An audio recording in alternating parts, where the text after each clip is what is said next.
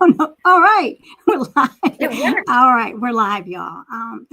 Yeah, it worked. We have been very patiently looking at this. Thanks for waiting, everyone, your patience. And so let me just get on with it. I'm Mariquita Solis, the host of the live stream host of all-creatures.org. All-creatures.org was founded in 1998 by Pastor Frank Hoffman and his first wife, Mary, and launched as the pioneer website in the United States for faith-based animal rights veganism.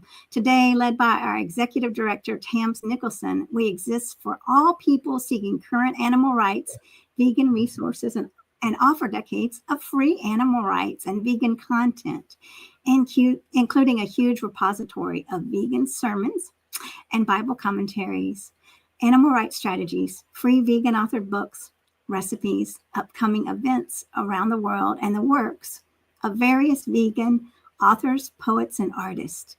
We host current sites for almost 20 vegan and animal rights organizations, including Stop Crush, Unparalleled Suffering, and the Committee to Abolish Sports Hunting. We also maintain 25 archival sites from animal rights vegan activism of past decades. The bottom line is that we work to unite compassionate and empathetic humans across the globe from the past and present who honor the dignity of each and every creature so that all beings thrive on a flourishing planet Earth. So, y'all, I am excited today that we are live for one thing, and I'm going to be trying to fix my camera, which seems very dark here in a minute, but I'm excited to welcome Dr. Andrea Cermele. Andrea is a proud New Jersey native who followed her passion for animal welfare to Asheville, North Carolina 7 years ago. With 24 years of experience as a dedicated veterinarian, Andrea has specialized in shelter medicine and spay-neuter programs, championed the health and well-being of animals in need. While her professional focus remains on companion animals, her heart beats strongly for farm animal advocacy, which is a lifelong passion of hers. Andrea's journey into animal welfare began at age 18 when she adopted a vegetarian lifestyle, which evolved into her current commitment to veganism. She believes in aligning her personal choices with her values, inspiring others to do the same throughout her everyday life, work, and advocacy. Since June 2021, Andrea has been an active board member and devoted volunteer at Animal Haven of Asheville, a sanctuary where her passion for animals and community thrives. She has further honed her skills by earning a certificate from Best Friends Animal Sanctuary and how to run a life-saving sanctuary. This year marks a new chapter in her journey as she prepares to move onto Animal Haven's property to take on the role of successor, ensuring the sanctuary's mission continues to flourish. Andrea lives in Candler, North Carolina, with her supportive husband, their loyal dog, and 5 beloved cats, including Joy, a remarkable paraplegic kitty whose resilience and spirit embody the essence of Andrea's work. Together, they form a home filled with love, compassion, and unwavering dedication to animal welfare. And that is no surprise. Welcome, Andrea, to the show. And I'm going to try to fix my camera, y'all. And please let us know where you're joining from in the comments so that we can celebrate you and let us know your questions, because we're going to be taking questions. Y'all, I'm going to fix my camera. Welcome, Andrea. And tell us, you are in what part of the country? Yes. Well, first, thank you for having me. I'm excited to be here today and chat with you about things that are really, really meaningful in my life. I live in Western North Carolina. I was born and raised in New Jersey, and now I live in Candler, North Carolina, which is just outside of Asheville proper. And I have lived here with my family of pets and my husband for the last 7 years. Oh, well, I've been there. I used to live in Asheville. I hope I'm not. No, that's amazing. It's such a great place. It really is. It's my new home now, and I love it here. I love it too in Asheville, and it was very hard for me to leave there. So y'all, bear with me with the technical difficulties. I tried to put a light over here. I don't know what's going on. I'm glad that everyone can see Andrea very well. She's the star. Yes, hi everyone. Welcome. She's the star of the show. And so is it okay for you if we still go an hour, Andrea?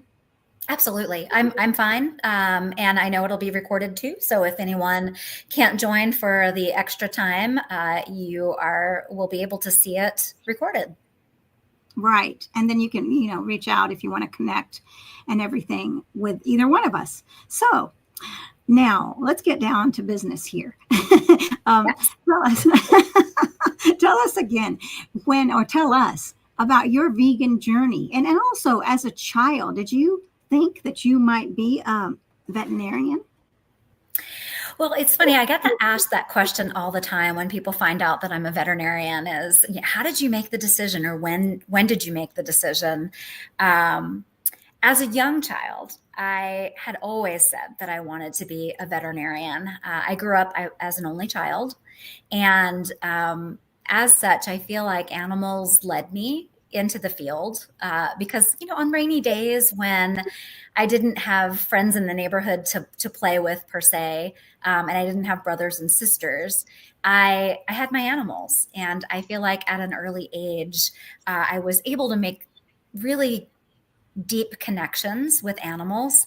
My journey kind of led me through the sciences in college until my junior year. I decided absolutely to go with my first love, which was veterinary medicine. And from there, it's just been, all my veterinary medicine journey.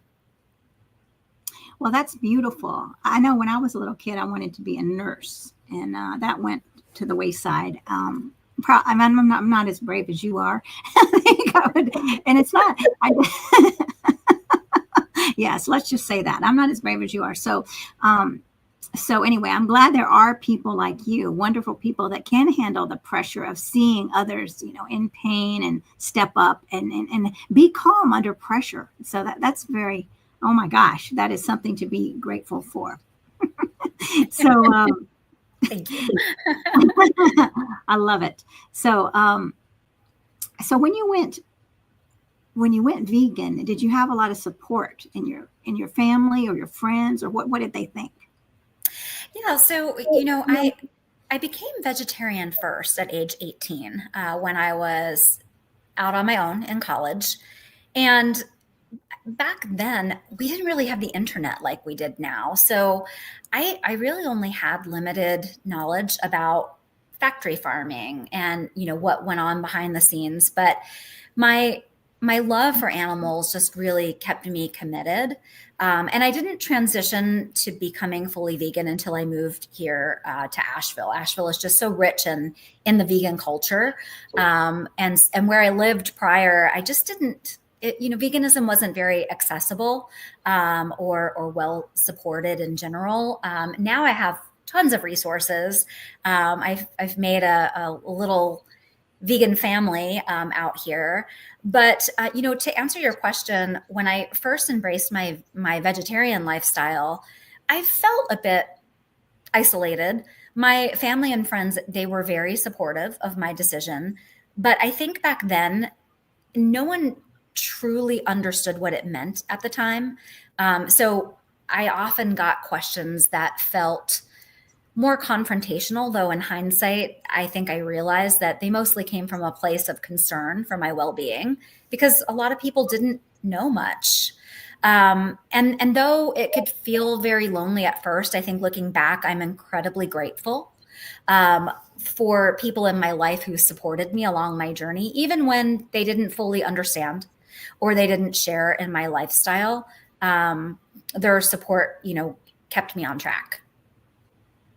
Well, that's good to know. And when I was on my journey, there wasn't that much internet either. So I really, and that's really, I've made so many wonderful friends in other countries, and it's just amazing the support that's there.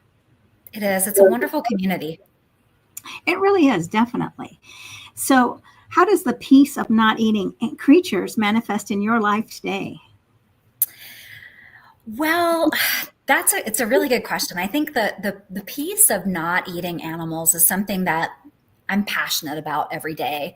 It's this amazing sense of knowing that my actions are in line with my values of kindness, of compassion, and respect for all living beings. I think for me, and I'm not sure that's probably the same for you, it's not just about food choices. It's about this bigger connection to the world around me. And as a veterinarian, I've always taken the do no harm veterinary oath to heart. And going meat free just felt like the first natural step. It's not just about caring for dogs and cats and the animals that were my patients. It was about extending that care across the board to all creatures. And there's just something very calming for me about knowing that my vegan choices help reduce harm, even in small ways. Yeah, and that's true. Those small ways really add up to many, many lives being saved. And so it's very interesting that you're a veterinarian and you are actually living in alignment with all animals, all creatures, right? And so what about the other veterinarians that you've known? Are most of them vegan? And maybe I feel like I'm going to laugh when I say that, but maybe there is some hope. Anyway, or vegetarian. How about that? I'll extend it. Are most of them vegan or vegetarian? Well, so I still wouldn't say most. You've definitely increased the pool by adding vegetarians into the mix. Unfortunately, I think it's still a minority. And, I've pondered this question so much as to why. And I think just in society in general, there's a huge disconnect. It's like we talk about animals that we love, and especially in veterinary medicine, I have dedicated my career to helping support shelters and dogs and cats and spay neuter. Those things are all extremely important, and I fight for them every day. But I think that sometimes, we put the blinders on in the world to the other animals, to the ones that unfortunately end up on our plates, because there's this disconnect. We can sort of section them out and not think about them. And about the choices that we make for our food. So I think for me, I just try to look, I've always been a holistic person. So I just try to look at the whole picture. And if I say that I love animals, then that has to be for me that I love all animals. And so I treat them with the utmost of respect. And you bump it. I mean, it seems like it might even be more uncomfortable for a veterinarian at a dinner. And then you say, I'm vegan, and there are other vets there. Now, it's already uncomfortable, I would say, for me, in a way, not, I'm very used to that. So but where there's that kind of awkwardness, but then it seems like it would be even more awkward for you. And I don't even know if that's the right word. What would you say to that? Yeah, it is difficult. I think being vegan has made me more empathetic. I try to be open to hearing where others are coming from, even if they don't share the same lifestyle, because everybody is different. And so I truly try not to think of it all that frequently. I just try to lead by example, and hope that in connecting with people and possibly sharing some dishes that are vegan or vegetarian, that I can kind of plant some seeds that may lead to more compassionate choices down the line. But it's hard in everyday life, as I'm sure you find being vegan. You're surrounded by people that have other ideas of what animals are involved and encompassed in animal welfare, and which ones are kind of left to the wayside. And so it's just been my passion to really try to bring farm animals to the forefront, and connect people, especially on the sanctuary, so that they can form bonds with these animals and know that they're not just your burger or your chicken dinner. They actually are living sentient beings that come with unique personalities and unique stories. Right. Yeah, that is very true. They are individuals with personalities. And it's so interesting that we don't see that, we don't think of farm animals as having personalities, which I guess I mean, that's why people are able to eat them. Yeah. Well, and honestly, my journey hasn't always been perfect. There are moments of frustration that I've felt where the world just feels so far from where it could be. But I think that's where this sense of peace within myself becomes my motivation.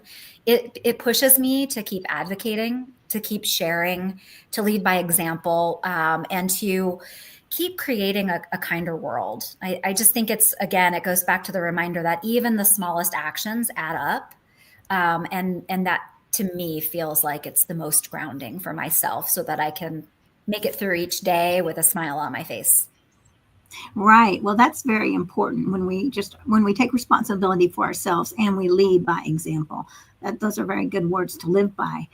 I have a lot to ask, so I also want to make sure that please also subscribe, everybody. Let me just say that, and also get your questions ready. So I want to know. Tell me about what happened to Asheville in this past, 6 months. When was it actually that this event happened? Yeah, wow. It changed a lot around here. And it was the end of September, and Asheville was hit by I don't want to say once in a lifetime. The last flood event that we had was over 100 years ago. And no one was really prepared for this storm that hit us so directly. And so Hurricane Helene came to on our doorstep, and usually the mountains were our barricade. And I believe it dumped 10 million gallons of water on our community in Western North Carolina. And it just devastated it. It was very sad that our community here, our sweet little community, looked like a war zone. Certain spots are just gone forever. And so, the land sustained a lot of damage. The community sustained a lot of damage.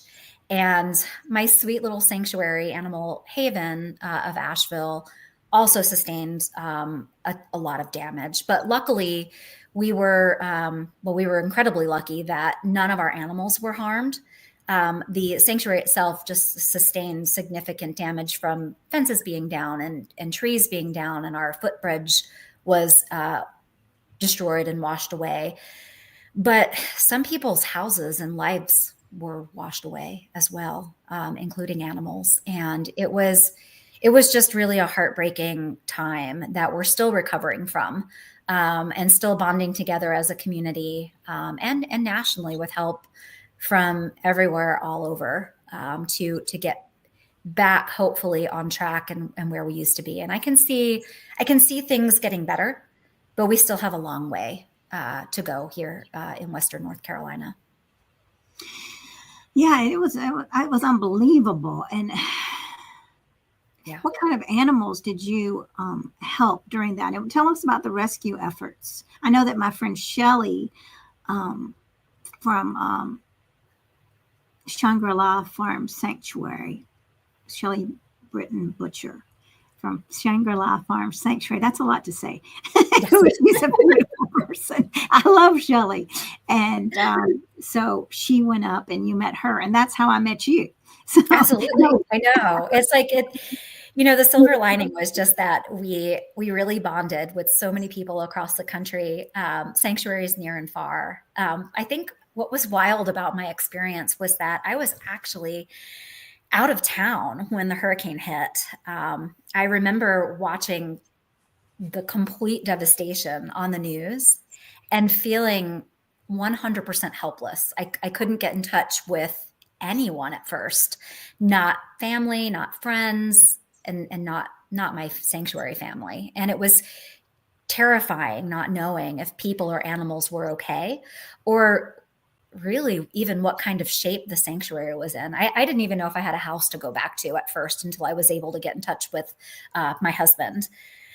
it took days before communication really started trickling in. And during that time, the animal welfare community just stepped up. So sanctuaries like Shangri-La, and surrounding sanctuaries that weren't hit as hard, they bonded together and provided relief. And my role at that time, being someone that had access to Wi-Fi, access to computer, and access to phone communications, just was like a liaison, organizing water, food, supplies, and emergency help to get to Animal Haven. And it was just such a relief. I remember when volunteers started checking in, and sharing updates. I had set up this emergency group text. And as people found Wi-Fi connections and were able to safely get out, they not only showed up in person, but they called, they brought supplies, and really just brought a whole lot of hope to us on site. But the outpouring of support that we got from all the sanctuaries, and Ziggy's Farm Sanctuary was the one that kind of united everybody together, was just an awesome reminder of how much people care and how powerful it is when we all come together, because no one in my lifetime had been through this, and it was terrifying. I'm sure it was. And my signal is very wonky, just so you know, because of the tech issues. So if I fall off, you'll still be going. So keep going. But and I'll be swimming my way back to you. Well, it's wonderful when people can come together. And I was just talking to a friend of mine in Peru, and I don't remember what she was saying. There was a big catastrophe, and people came together to help each other. And someone even said, well, can we have another one of these, big catastrophes? Because it really brought people together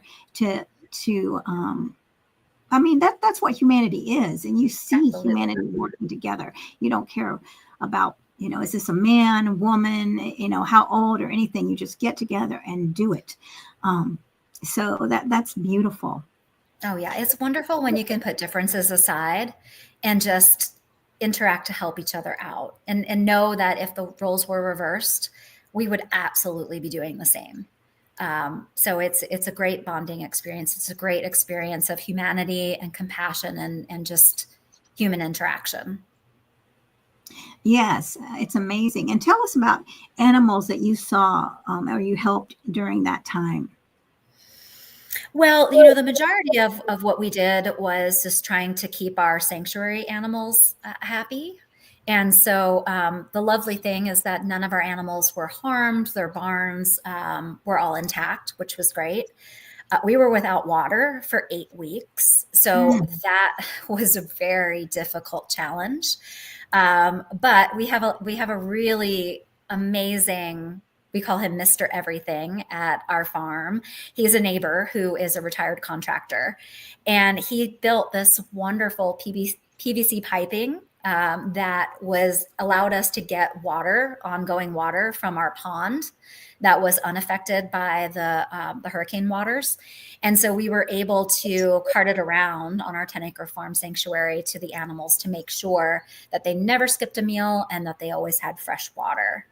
From a veterinary perspective, I was involved with a couple of nonprofits to provide free veterinary services for areas that were completely devastated by the storm, where some veterinary hospitals, which may have been the only veterinary hospital in that area, were literally washed away. And people had nowhere to turn, and they needed care for their animals. And so it was a blessing. And it was also very difficult to see the state of affairs in certain areas, but it was a blessing to be able to help and provide that free care. And Best Friends Animal Society was one of the leads for that. And then also the ASPCA in our area, which is our Spay Neuter Alliance, near and dear to my heart in Asheville, because I've worked with them for 6 years. And so everyone just stepped up to the plate and pitched in and really made it happen. And we were there for our community and our community's animals. Well, that's a beautiful story. When we all come together and about the piping with the water. That's very interesting. It was amazing. We have it. It's on our social media. It was just, because otherwise we had to get buckets and cart buckets around, and doing that day to day for, the amount of animals that we have there on the farm on a 10-acre sanctuary was exhausting. So it was very nice that we ended up hooking up a 50-gallon drum onto the back of a pickup truck and then just pulled it underneath our PVC piping. And we were able to then cart it around to the different areas with a hose and fill up water for the animals. So we say that, we'll take on the burdens and the struggles as long as they don't realize that, they just survived a catastrophe and they had no idea. I think they never skipped a beat, which is what we wanted. That is beautiful, because that was my next question. So tell us about the, what kind of animals are there? You said 10 acres? Yeah, so it's a 10-acre farm sanctuary, and it's just a beautiful oasis. So it started almost 25 years ago. So two founders, beautiful, beautiful women, Trina Hudson and Barb Bellows, started this sanctuary out of just a tiny little house on a 10-acre property. It was undeveloped, and they had this really big vision. And in May of 2000, they brought this vision to light. And so now on the sanctuary, we have grown year over year. And we have pigs, we have sheep, we have goats, we have chickens, we have geese, we have a cow who she's amazing. We have some dogs, we have cats, you name it. And it's on our farm. But, we just try to help as many animals as we possibly can. And when we don't have the resources to do that or the space to do that, then we work with other organizations that can help and network. I truly think that with Animal Haven, that's at its core, is that it's all about community. It's about creating a network to support animals in need. So when we can't help them, others can. And when others can't help them, we can. That is so important, because you never know what's going to happen. I mean, it's who would have known that it's going to be like in the teens over here in the weather. And how are your animals doing there in the cold weather? Oh my goodness. Well, I can't say that they're 100% happy, but they're being treated well. The good news is that majority of our barns do have heat sources, and we provide them with a lot of hay. We've been our volunteers, we have about over 30 volunteers, and they are just so dedicated and so wonderful. And so they're out there every morning helping with the chores, keeping the animals happy. We even cook them. We cook them warm meals as well, too, just to try to keep them warm on the inside. And volunteers. Thankfully, the sun comes out, around mid-afternoon, and it warms them up so that they're not feeling the cold as much as they would. But it's been in the single digits, so it's been very crazy. Yeah, maybe it's been cold here, and it's incredible. And you just don't ever know what's coming, as you all can attest to, more so than than I can. So, yeah. We just have to go with it, make the best of it, but always put the animals first. That's been at the heart of our mission, and everything that we do it's all about the animals. Right. Well, so where do your animals come from, would you say? I mean, well, tell us about some animals and where they came from. Yeah. So, well, they've come from all different situations. Most of our rescue, first of all, Animal Haven is mostly a farm rescue. Although on occasion we will take in, the occasional mama cat with kittens and get them spayed and neutered and vaccinated and then adopted into loving homes. But most of our passion and most of our mission revolves around taking in abused, neglected, or unwanted farm animals. Some people have gotten themselves into situations where they thought that, you know, the potbelly piglet was really cute when it was little and didn't realize that it was going to grow, you know, into anywhere from 80 to 150 to sometimes 200 pounds, depending on the breed. And, you know, couldn't keep them in wherever they were living. Sometimes it's an apartment setting.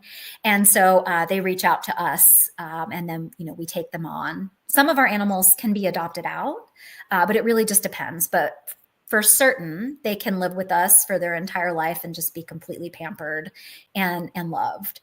And so just recently, we have a new sweet little 1-month-old dwarf goat, and her name is Jingles. And we got her, I think we've had her for just a couple of weeks now. She unfortunately is a blind little goat, and the breeder wanted to euthanize her. And the amazing veterinarians at Foothills Veterinary Facility, they know us personally because they take care of our animals on the farm, and they reached out to Trina and told her about this sweet, sweet little goat who we've now named Jingles.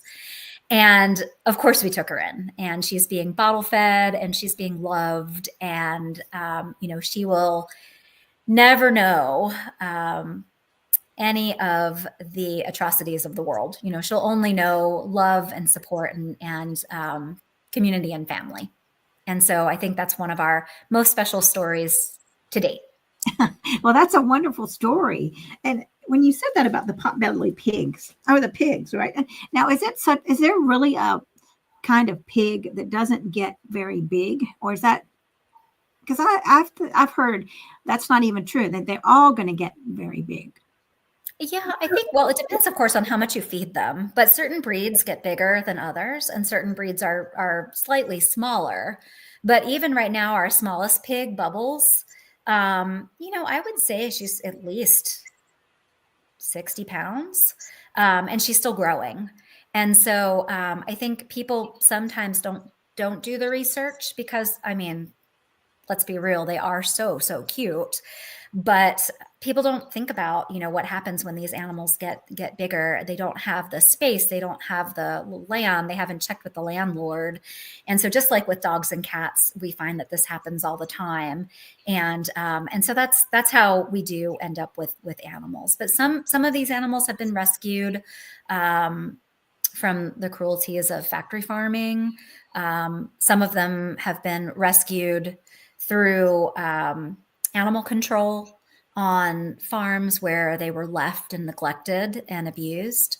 And, you know, we've definitely had the help of our many volunteers to create a safe space for these animals. And sometimes it can take months for them to come out of their shell, but it's such an amazing thing when you see an animal that, you know, lived a life of being traumatized and scared, and then all of a sudden they're interacting with other animals on the farm and people on the farm. And I like to say they heal us. So when we go there and we're working with these animals, not only do we help heal them, but they help heal us as well. That is for sure. They do. And a lot of people haven't. I mean, I still know people that haven't really had an experience with an animal, and we've talked about it, and they've said, you know, one of the reasons that I don't really have an animal is I grew up being taught that animals were here to serve us. You know, and then, you know, my friend was telling me in a very respectful manner, just explaining to me why she doesn't have that, you know, like that need for an animal. It's just the way she grew up. And, but of course, this person would never hurt any animal or anything, you know, right. You know, it's very interesting. So, I mean, I grew up that way too. So, well, let me ask you again, since we talked about the pigs, what about this? What about, is there such a thing as apple-headed chihuahuas? Oh, apple. Oh, there's like apple headed, and then there are those little teacups, and someone told me that wasn't even real, that there's not really such a thing as a teacup Chihuahua. Well, we've bred all of these designer breeds, and I feel like sometimes it's gotten a little out of control. It's the breeding world. There are many responsible breeders, but then there are also many who aren't. And I feel like, and I could, I guess, get on a soapbox about this for days, but I feel like we have to have stricter laws and rules about what can be done. So, for example, like in Europe, they're very strict about breeding, and I feel like we have a lot more leniency in the States. And I feel like, hopefully that changes over time to where we can get back to breeds the way that they were meant to be, and not have so many of these different designer breeds, which are great when they start out, but they start to morph and evolve into things, and have a lot of medical issues that we might not know about right away, but then we figure out with time as they live, longer lives, and that breed becomes more in the day-to-day life. So yeah, there are so many different breeds that are out there now, probably many that I don't even know of. They may be AKC registered, they may not. I tend to be a tried and true rescue person, so I don't always keep up with every little breed that comes into play, but we'll see them in the veterinary realm usually at some point and say like, oh, who is this? Oh, I didn't even know that existed. So I feel like we're always popping up all kinds of different breeds. Whether or not we should, that's debatable. Well, I feel really bad for animals like bulldog. I guess the bulldogs, and pugs that they can't breathe. I remember my brother had a pug, and his pug little sister got an operation so he could breathe better. So I feel really bad. And why do we have to keep breeding animals that are not able to breathe naturally? Or, I see little animals like little young pugs or young bulldogs that want to run and play, and poor little things can't because they get overheated so fast. And it's very distressful for me to see. It is. It's very difficult to deal with in the veterinary world as well. I really try to encourage education among people, making sure that people are picking the right breed for their family, for their environment. Like, a smushed face, we call them brachycephalic breeds. They really shouldn't be in a Florida environment where it's 90 degrees on most days, because they're going to have heat stroke. Whereas maybe that breed would do better in a cooler climate with a really laid back lifestyle. You're not going to take that dog marathon running. And so there may be places for certain breeds. Again, I feel like we've gotten outside of the realm of what the breed may once should have been, because a lot of backyard breeding and irresponsible breeding does go on. But, I remain hopeful that perhaps the breeders that really are in it for the breed standard can swing the pendulum back again. And certain people are just, they have their tried and true breeds. So if they like Frenchies, they'll always be a Frenchie owner. So hopefully behind the scenes, we can do better to make sure that we're breeding in good characteristics, and hopefully not so many of the undesirable ones. Right. Well, what about it? Let's say I was going to go get a German Shepherd. How can I guarantee that my German Shepherd wouldn't have hip dysplasia? Yeah. So again, that comes down to the breeding standards, and you can make sure, I always say, do your due diligence, ask questions, make sure that you know the line where those animals had come from. And if you are getting a dog from a breeder, you want to make sure to visit the where the breeding is taking place, so that you can see the siblings, you can see the mom and the dad, and that you can make sure to see the lineage, and also what testing that they've done. Are they certified for their hips? Are they certified for their elbows? And that means OFA certification. Have they done proper testing? Have they done proper vaccinating to ensure that you're not going to get a dog that all of a sudden has a viral issue or an infectious disease and dies? And frankly, that happens, unfortunately, more frequently than I'd like to say. But I think that's why I've been such a supporter of shelters, and just really trying to, some of these dogs that they're not an AKC breed, they're just, your traditional mixed breed. I found in my experience that most of those dogs live longer lives because their genetics. It's, that we're not breeding all of those bad attributes into one breed. They kind of have a little smattering of everything, and plus they're cute, and you can do DNA sampling these days that try to tell you what breeds your dog actually might be. It's pretty amazing, the long list that you'll see. So for me, I don't poo-poo breeding when it's done responsibly, but I'm a tried and true shelter girl. I will always rescue my animals. It's just who I am. Oh yeah, I never would buy from a breeder. I just wondered about, it seems like you couldn't avoid that. I mean, unless you wanted to spend a lot of money. And why would you do that when you can go get a beautiful, like, little dog like my little Louie and all these dogs that need help? Yes, we're not over here. I mean, I don't think either one of us are advocating for that. I'm just asking questions. Oh, of course. Right. Yeah. But it's out there. There are breeders out there. There are responsible breeders out there. I just think that we need to do better in general in our field to really promote people being responsible, and really just shine the light on shelters that there are definitely, full breeds out there that are in need of homes. So you can look for breed specific rescues. And it's really great. You can have the best of both worlds. But the unfortunate news is that in our animal shelters, they're overcrowded. They're just overwhelmed, and dogs, unfortunately, and cats, because we can't forget cats, because oftentimes, they get the short end of the stick, but they're dying every day in shelters. And we want to try to support the shelters, help the shelters, and promote people going to shelters to get animals, whether it's to foster or to adopt.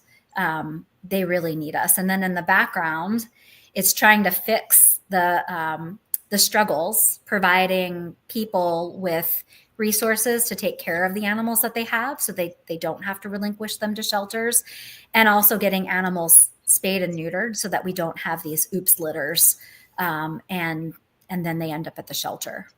So we're making strides, but I think it's just, it takes a lot of coordination, and it takes a lot of dedicated individuals, which I've been very, very lucky to work with over my 24-year career. Right. And you're exactly what you're saying is true. Like, if you really wanted to get a German Shepherd or a Jack Russell or a Scotty, go to the rescues, because there are a lot of people that, well, I know having Jack Russells, they would get a Jack Russell and say, oh my gosh, what have I done? Right. And the Jack Russell ends up in a shelter, or, and so you are able to get a full bred dog, whether that's, I mean, I don't recommend breeding, of course, because of all the animals that are dying in the shelters, or buying a dog. So yes, but it's possible. I mean, you're, like you said, some people are very, they really want this kind of breed. And I can understand that, because I love Jack Russell, the Jack Russell energy, right? They're so cute. And they're crazy. So I have a dog now, and I think I was kind of scared he might be a little Jack Russell, but because I had a Jack Russell that wanted to fight everybody. And it's like, oh my gosh, please no. So anyway, so luckily Louis is very laid back. He doesn't want to even chop in a goat, a spider, nothing. He's like, okay, let's just be friends, or even I don't even see you. So, anyway. It's amazing. So I'm very blessed. That was a great pick. I got him at DeKalb Animal Services. He had heartworm when I got him, so he had to go through the rigorous treatment for like almost a year of trying to keep him calm. And but it was definitely worth it. I wondered why. How did this little dog? How come there's still this little dog here? And I think it's probably people didn't want to take on that responsibility. So, but yes, and I mean, we do the best we can here, trying to educate people and trying to know that some people will buy dogs, buy pets. And so, how can we serve in the best manner to help everyone involved, the people and the pets? Yeah. Yeah. I think that's the $1 million question. And I think that's what so many organizations are out there just working on day to day is spreading the word and really, there's so much negativity these days with keyboard warriors around animal shelters. But the truth is that animal shelters every day, they're doing their best. No one wants to euthanize or kill animals. But unfortunately, sometimes their hands are tied because they are literally swimming with animals. And so there are many organizations that are out there that are trying to provide relief, to help provide them with options to really, so I worked with Best Friends shelter medicine team, and we would travel all over the world to support these shelters that were just in very rural, poor resourced areas, and provide them with help and programs and kind of give them a step-by-step guide to breaking that struggle. And I've just been blessed to be able to help in so many different capacities, both on site as well as remotely. Because I feel like we can't shut the door on our animal shelters because of what's happening. We need to help support them. We need to foster. We need to spread the word. We need to network. I get involved a lot in transports that go to different areas. And so I just encourage people regularly to get involved, to be a part of the solution and not be a part of the problem. And that's all I can do as one person, is just spread that word. Right, definitely. That's all we can do. Again, taking responsibility for ourselves and being the example.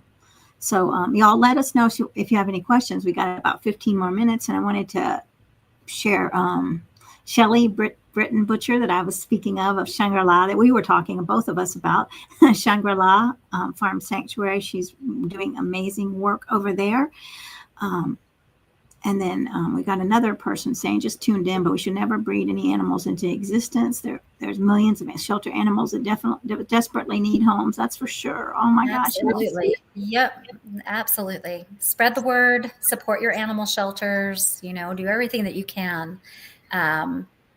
These animals, rescue animals, shelter animals, are near and dear to my heart. And I just will never and could never buy. The reality is that some people will. And so we just need to spread the word and really help out these shelters that truly need it, because we're in a crisis across the country. I've been to many, many animal shelters, and I will probably work till my dying day to to help shelters and to help animals until hopefully we can save them all.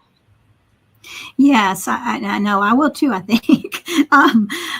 I was actually walking around at a fair or something, and I saw some little kids, and they were coming up to me, and they had a bunch of little puppies, and I didn't know, but yes, it turned out they were trying to sell them, and the kids were saying, would you like to see our puppy? And I felt it was so hard for me to handle that situation. I mean, internally, and not knowing, should I have said something to the parents? Should I have said, I don't know what I said, but I said, no, thank you. And I probably said, I only adopt, it was very hard for me to keep it cool, without, and I don't know, what would you recommend in that situation? It's hard. I wish I had the answer.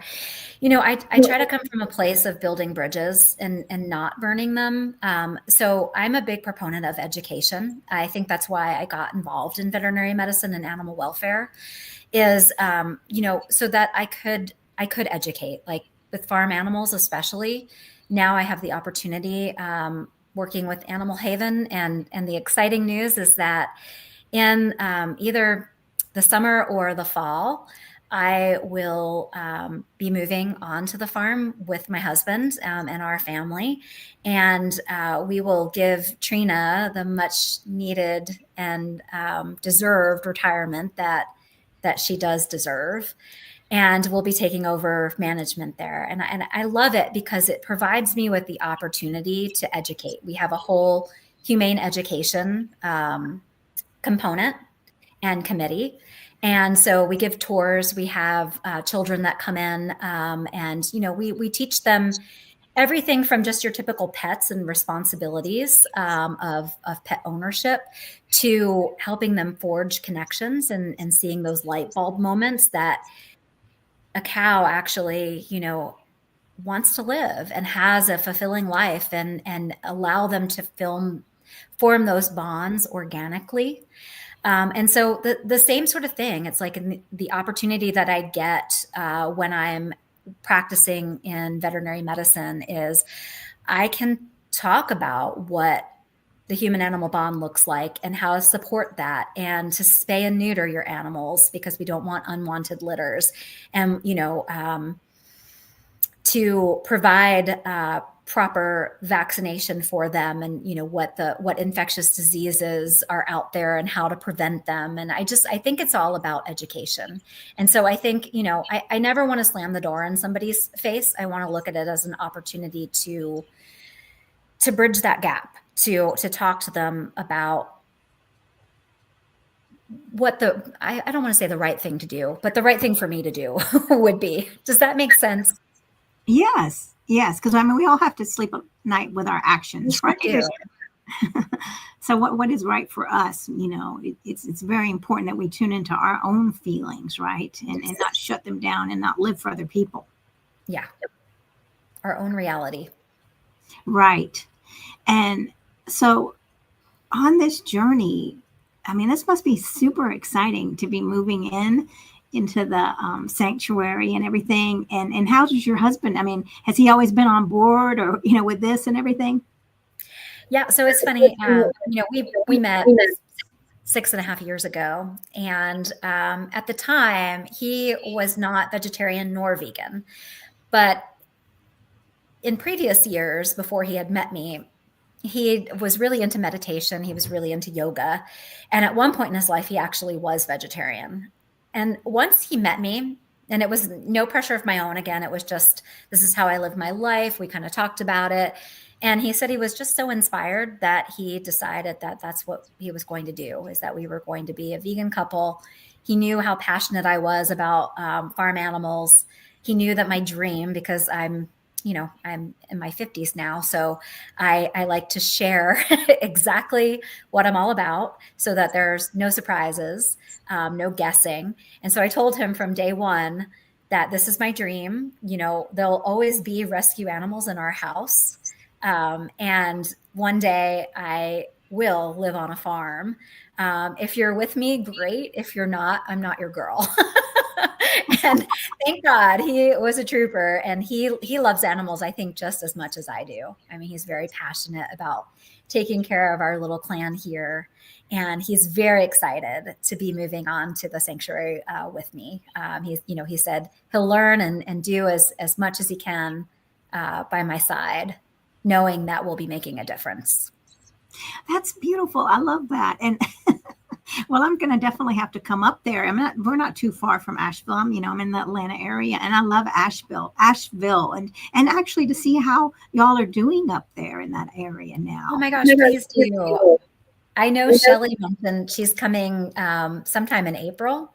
Is she? And so, we've been working passionately to we're still closed to the public right now until we get our footbridge rebuilt. And we're really trying to, we did so many fundraisers and had so much help from everyone to try to rebuild from all the damage from the storm. And we want to be stronger than we were before, having emergency contingency plans in place and better shelters, even though thankfully our shelters withstood the test of time. They're getting older, and we want to make sure that we're prepared for anything that might come our way. So we've been working hard to fundraise, rebuild, and then our hope is that in the next month will be open again to the public so that people can come back in and reconnect with our animals and with ourselves. We miss everyone.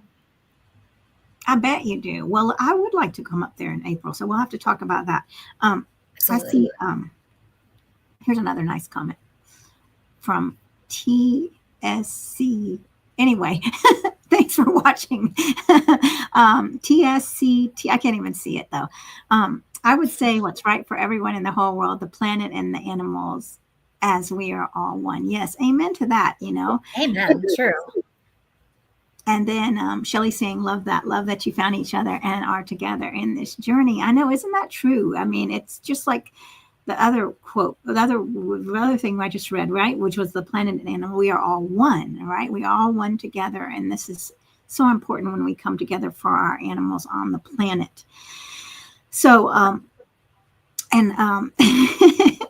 Shelley's talking about dates to come. Everyone, okay, so everyone, start saving your money to come to see this beautiful sanctuary. Tell us the name of it again. Now it slipped my mind. Yeah, it's Animal Haven of Asheville, and we are on social media. So we've got a Facebook page, we have an Instagram page, we have a website that we're constantly updating. And if you're local in the area, you can come by to one of our different announced events. And if you'd like to volunteer, then you could either call us on the phone, that's on our website, or we're continuing to update our website each week. And soon we'll have volunteer forms online for folks to fill out so that they can come and volunteer with us. But we're always looking for dedicated volunteers to help with our work, both on the farm, and we also have an on-site thrift store, which is a lot of fun. But we are run by volunteers. So we love their family. I mean, we're all family there in general. So we'd love to have people come or even just follow our journey on one of the platforms that I mentioned. Definitely. All right. So everyone needs to check out those platforms. We'll follow and watch for your updates and everything. That's super exciting. So yes. Wow. So it looks like we're coming to the end of our time. Is there anything else you wanted to say? I'm very grateful for hearing these stories and the insight that you've shared, especially to be the example, to lead by example, this compassionate hero that you are, and the calming strength in the time of crisis. Oh, well, thank you. It didn't happen overnight. It's definitely been a trial and error career with ups and downs, but I'm glad that I've immersed myself in animal welfare, and I'm glad that I have so many people by my side. You know, I've had a career that has changed course multiple times, and I've met so many amazing people along the way, from other doctors that I've worked with to other organizations, technicians, reception staff, kennel staff, just everyone whose heart is really into animals and taking care of animals. They're family to me. And I have a lot of really wonderful friendships that will last a lifetime, that have we've bonded over the animals that we've helped. And so it's my honor to help. And as I had mentioned, I will help until my very last breath. That's for sure. Well, I love that. So Shelley's saying thank you for this wonderful interview. She's going to jump off. Yes, we do. And we're jumping off too. So thanks everyone for watching and for these great questions and for all the inspiring comments. And Andrea, thanks for being such a leader in your community and the world. And give kisses to all the farm animals. I absolutely will. I will. I will tell them that everyone said hi, and thank you so much for watching. If anyone needs to reach out, Mariquita, will you be able to provide them my information? Yes, it should be in the description. Everything that it will be there. And but we need to go to the Facebook page again. Your Facebook page. And is that what's the best way to contact you? Well, you could always contact me on email. I'm constantly on my email, if, as far as the animal sanctuary, I think the best ways to contact us are on Facebook. Probably Facebook. Instagram is a little bit harder, but we also have a website that will keep everyone up to date on what's going on at Animal Haven, because there are a lot of exciting things coming around the corner. And I feel like things are just always fluid and always changing. So we just go with it. Sounds great. All right, then we will be following you and watching with joy. So thanks for everything. Thanks everyone for watching, and y'all have a blessed day. Thanks everybody. Bye-bye. Thank you, everyone.